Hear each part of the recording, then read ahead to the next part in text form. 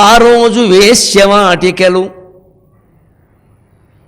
ఈ రోజున చెప్పలేము, ఈ రోజున చెప్పలేము ఎందెందునవే. ఆ రోజు ప్రత్యేకంగా వేశ్యవాటికలో ఉండి, ఎందుకంటే గృహస్థులు ఎవరూ చెడిపోలేదు.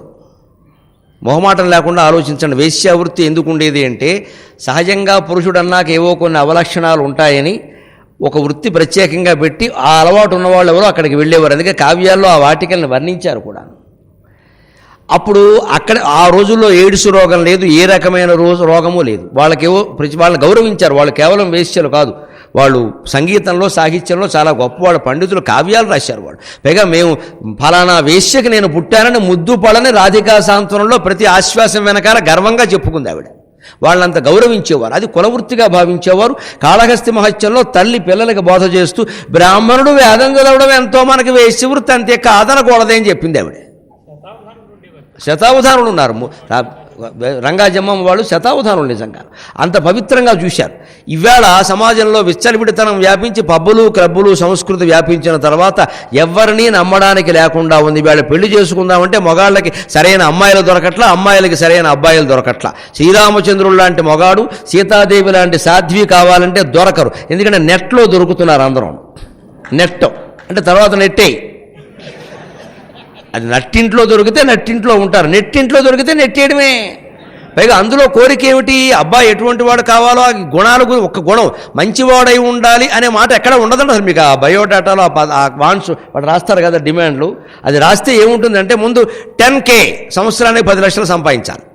రెండోది న్యూక్లియర్ ఫ్యామిలీ, అంటే నీకు ఎవడు ఉండొద్దు, నీకు నేను నాకు నువ్వే, తర్వాత నేను కూడా ఉంటానో లేదో గ్యారంటీ లేదు, మీ అమ్మా నాన్న వదిలే నాతో వచ్చాయి. ఎంత దుర్మార్గం! అమ్మాయిలు రాస్తున్నారు ఇలాగ, అబ్బాయిలు రాస్తున్నారు. ఇలాగ ఉండాలి. అవసరమైతే వాళ్ళ తల్లిదండ్రులైనా వచ్చి ఇక్కడ ఉంటారు, కానీ వీడి తల్లిదండ్రులు ఉండడానికి వీల్లేదు. అలా కూడా ఉన్నాయి కొన్ని కుటుంబాలు. మా అమ్మ నాన్న వేరు, మీ వాళ్ళు వస్తే అలాగా, వాళ్ళకి ఏమైనా మెడికల్ పాలసీ ఉందా, ఇన్సూరెన్స్ ఉందా, అలా ఉంటేనే పెళ్ళి. ఎందుకంటే వాళ్ళ జోలి ఏ రకంగానూ ఈ అమ్మాయికి అక్కల. మరి ఎవరు చేస్తారండి? మనం వృద్ధులం కాదా, మనకి రోగాలు రావా? చిన్నప్పటి నుంచి మా అమ్మ మా నాన్నగారు అలా పెంచబట్టి, మేము చిన్నప్పుడు చదువుకుంటూ ఉంటే మా నాన్నగారు, నీ చదువు కంటే ముఖ్యం ముందు అది ఇంటి కాలువకి వెళ్ళలేదు, కాలువ మాకు కిలోమీటర్ దూరంలో ఉంది, అది వెళ్ళలేదు, మీరు వెళ్ళండి చంపేస్తాను, మీరు చదువుకొని. ముగ్గురు అన్నదమ్ములు మేము ఇంట్లో ఉంటే, పెద్దవాళ్ళు వెళ్ళిపోగాను మేము ఉంటే మా చేత రోజు 2 బిందెలు నీళ్లు తెప్పించేవారు మా అమ్మకి. మడిగట్టుకుని స్నానం చేసి మడిగట్టుకుని తేవాలి. అలాంటి సేవలు చేసాము చిన్నప్పటి నుంచి. తల్లికి చేయడం అలవాటు కాబట్టి 92వ ఏట తల్లి మరణించే వరకు అలాగే చూసుకున్నామండి, అనుమానం వెళ్ళా. ఇది అక్కడి నుంచి వచ్చిన అభ్యాసం. అది ఆవిడ మా కోసం అలాగే చేసింది. నిద్రలేని రాత్రులు ఎన్నో గడిపారు తల్లిదండ్రులు, ఇప్పటికీ గడుపుతున్నారు పాపం. కానీ పిల్లలు ఆ కృతజ్ఞతను పెంచుకోవాలి. అంతేగాని న్యూక్లియర్ ఫ్యామిలీ ఎవరూ ఉండద్దు, మన ఇద్దరమే ఉందామంటే చివరికి మన ఇద్దరం కూడా ఉండం. అక్కడ నలుగురు ఇంట్లో ఉంటే కౌన్సిలింగ్ అవసరాలు లేవు. 1000 రూపాయలు తీసుకోవడం, స్టాండ్ అనడం, సిట్ అనడం అవసరం లేదు ఇక్కడ.